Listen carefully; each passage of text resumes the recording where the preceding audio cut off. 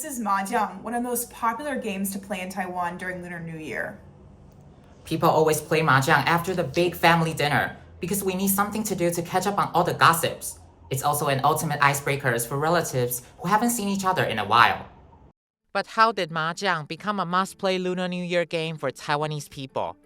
这个麻将之所以会成为台湾人必备的游戏，还是跟围炉守岁的习俗有关。因为围炉守岁时无聊嘛，那大家就想到说，可以打麻将啊，来作为增进感情、打发时间的娱乐。There are a few theories about mahjong's origins.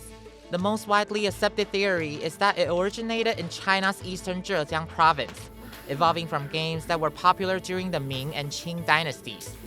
It became very popular in China in the late Qing dynasty and spread to Taiwan around that time too. But it wasn't until the Japanese colonial period that it really took off. 不少日本人来台，也顺便带了麻将过来。不过初期只在上层社会流行，是到1930年代以后，那因为麻雀俱乐部的成立，麻将开始扩展到台湾社会各阶层。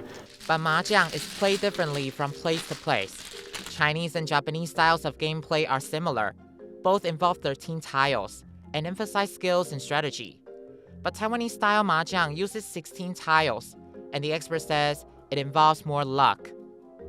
比较着重在手气、运气以及快速胡牌的快感，所以相较于中日麻将这种竞技斗智啊，台湾麻将比较适合作为休闲娱乐活动。In Taiwan, a quiet New Year is a boring one. So grab a seat and let's see who has the best hand.